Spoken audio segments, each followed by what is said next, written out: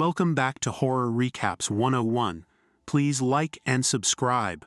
The film opens with stuntman Colt Seavers talking about how important the people in his line of business have been in the history of film and television.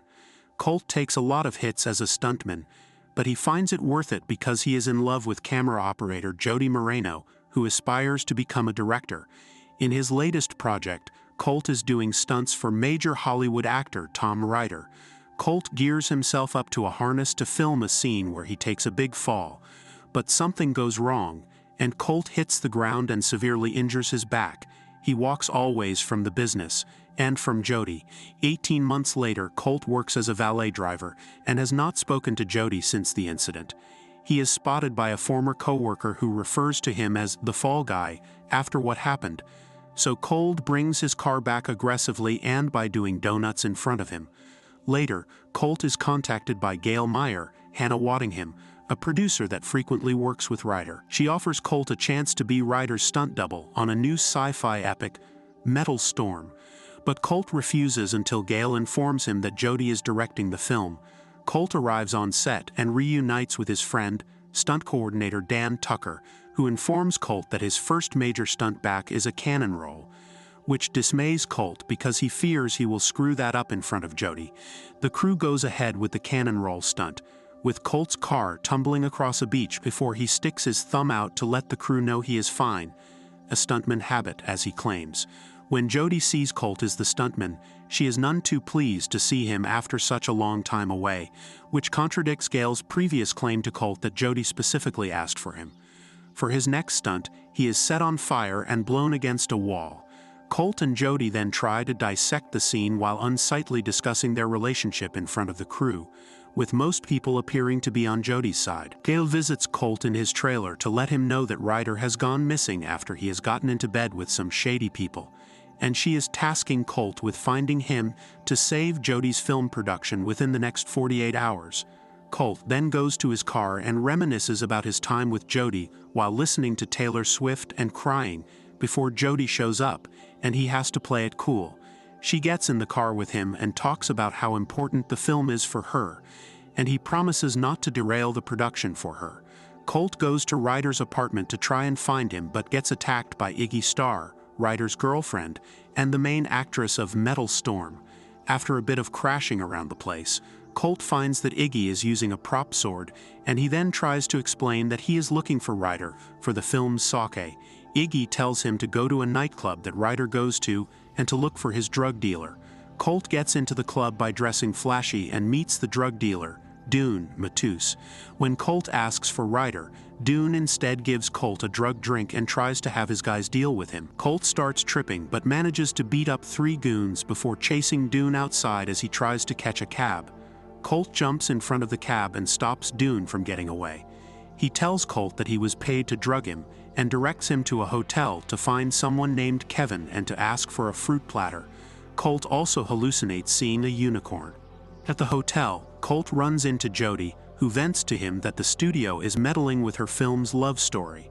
Colt then meets the concierge, Kevin, who gives him a fruit platter, which is just the key to Ryder's hotel room.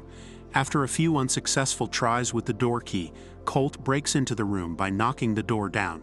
Jody calls him and talks to him about some ideas for the film while playfully bantering. Afterwards, Colt finds the corpse of another stuntman, Henry Herrera. Colt calls Gail, who advises him not to talk to the police, but he does so anyway because one officer approaches him because he is illegally parked.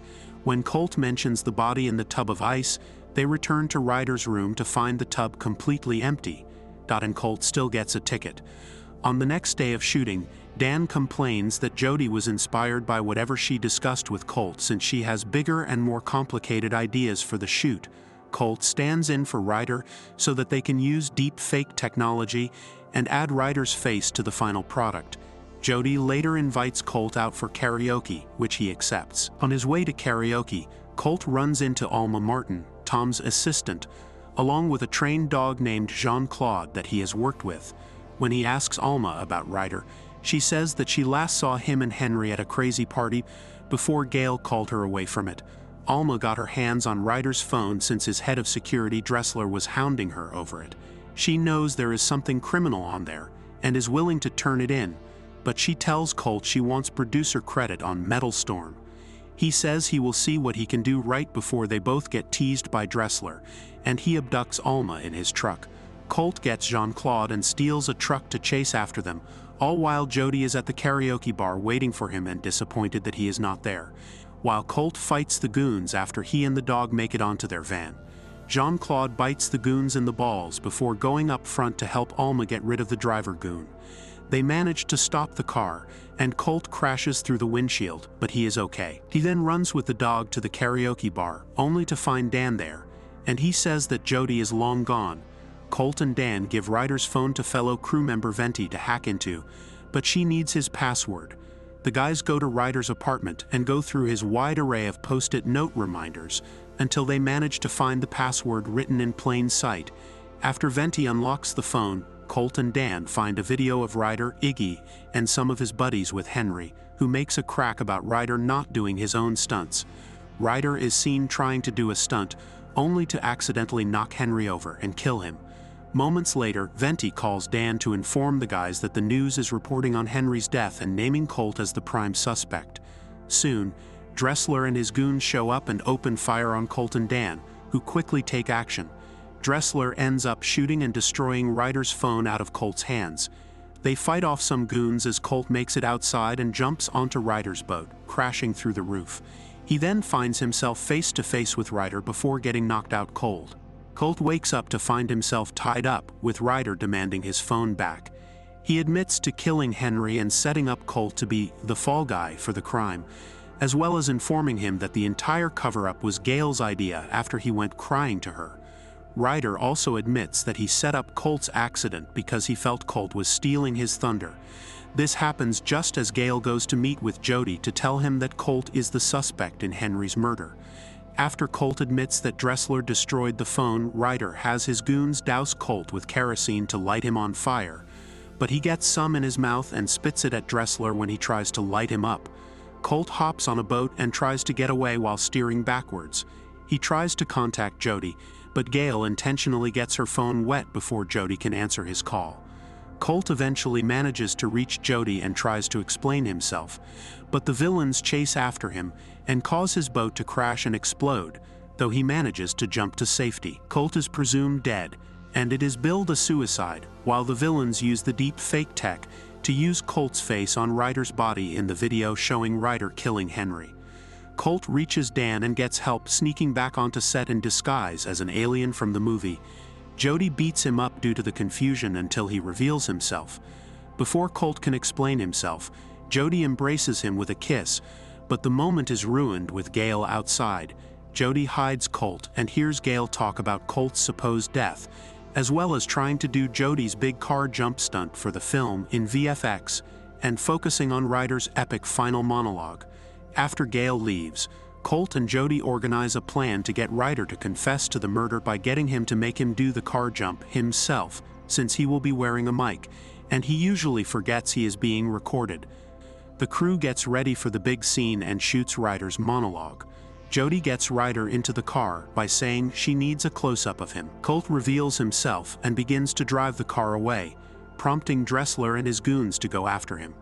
Jody and Dan help keep the goons off Colt long enough until he gets Ryder to admit to killing Henry and saying Gail came up with the frame job before Colt pulls off the epic jump across a canyon, which knocks Ryder unconscious. Gail then gets a chopper to come get her and Ryder after she steals his confession tape.